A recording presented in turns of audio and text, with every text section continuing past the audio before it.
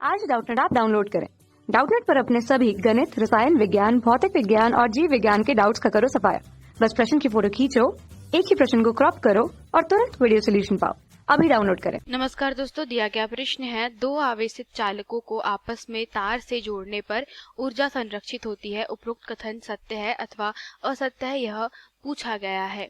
तो इस प्रश्न के अनुसार अगर बात करी जाए कि दो आवेशित चालकों की, दोस्तों जब दो आवेशित चालकों को जोड़ा जाता है तो हम लोग जानते हैं कि यहाँ पर दोनों ही आवेशित चालक, जैसे कि ये चालक A है और यह चालक B है, तो इन दोनों चालक जो विभव है दोस्तों उनका क्या हो जाता है, एक समान हो जाता है। अर्थात यहाँ पर दोनों के लिए एक उभयनिष्ठ विभव उत्पन्न हो जाता है, जबकि चालक A की धारिता क्या हो जाएगी, C1 और Q1 उस पे आवेश रहेगा। और उस स्थिति में मान लेते हैं कि यहाँ पर जो धारिता होगी चालक B की C2 और आवेश क्या हो जाएगा Q2। तो इस स्थिति में यहाँ पर जो आप देख रहे हैं उभयनिष्ठ विभव, तो दोस्तों इस स्थिति में जो ऊर्जा क्षय हेतु व्यंजक दिया जाता है उसके अनुसार डेल U जो होता है वो किसके बराबर होता है, डेल U बराबर इसे आप लिखते हैं, प्राप्त करते हैं जो व्यंजक ऊर्जा ह्रास के लिए 1/2 वो क्या होता है C1 into C2 V1 minus V2 का होल स्क्वायर और पूरे के बटे में आता है दोस्तों क्या, C1 प्लस C2। तो इस प्रकार से क्या होता है,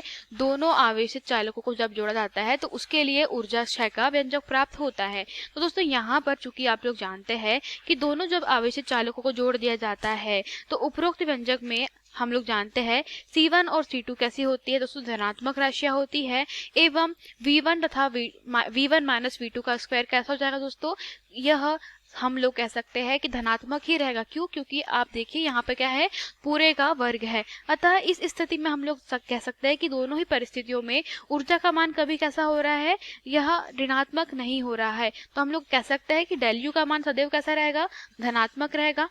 ठीक है, तो इस स्थिति में हम लोग यहाँ पे कह सकते हैं कि अगर डेल यू जो है हमारे पास में दोनों की ऊर्जा है, अर्थात U1 माइनस U2 का मान है, तो U1 माइनस U2 का जो मान है वो कैसा रहेगा, सदैव धनात्मक रहेगा। और इस स्थिति में अगर यह धनात्मक है तो हम लोग कह सकते हैं दोस्तों कि जो U1 का मान है वह U2 से सदैव बड़ा होगा। तो आप देख रहे हैं कि जब पहले नहीं जोड़ा था तब हमारे पास में जो U1 की ऊर्जा थी वह U2 से अधिक थी। अतः दो आवेशित चालकों को आपस में तार से जोड़ने पर ऊर्जा कैसी हो रही है दोस्तों, बदल रही है। ठीक है, परंतु दोस्तों जब यहाँ पर आप देख रहे हैं कि ऊर्जा जो है U1 की अधिक है और U2 की कम है, तो इस स्थिति में दो आवेशित चालकों को जोड़ने पर जो ऊर्जा का क्षय हो रहा है, ठीक है, यहाँ पर क्या हो रहा है, ऊर्जा का क्षय जो हो रहा है वह कहाँ पर हो रहा है, वह क्षय दोस्तों ऊष्मा के रूप में हो जा रहा है। अर्थात ऊष्मा के रूप में क्या हो रही है, ऊर्जा क्षय हो रही है, जिसके कारण दोस्तों हम लोग कह सकते हैं कि यह प्रकाश या ध्वनि के रूप में ऊर्जा क्षय होती है। तो इस प्रकार से जो विद्युत ऊर्जा है वह किस रूप में क्षय हो रही है दोस्तों, विद्युत ऊर्जा का जो क्षय है वह दोस्तों ऊष्मा के रूप में या किसी भी प्रकार से क्षय हो रहा है। तो यहाँ पर दोस्तों आप देखेंगे कि चालक की जो विद्युत ऊर्जा है वह कैसी हो रही है, विद्युत ऊर्जा क्षय हो रही है। तो हम लोग कह सकते हैं दोस्तों कि जो विद्युत ऊर्जा है वह संरक्षित नहीं है, अतः उपरोक्त कथन कैसा हो जाएगा, असत्य हो जाएगा। धन्यवाद। कक्षा 6 से 12वीं से लेकर नीट, IIT, JEE वो एडवांस के लेवल तक 1 करोड़ से ज्यादा छात्रों का भरोसा। आज ही डाउनलोड करें डाउटनेट ऐप या व्हाट्सएप करें अपने सारे डाउट्स 8400 400 400 पर।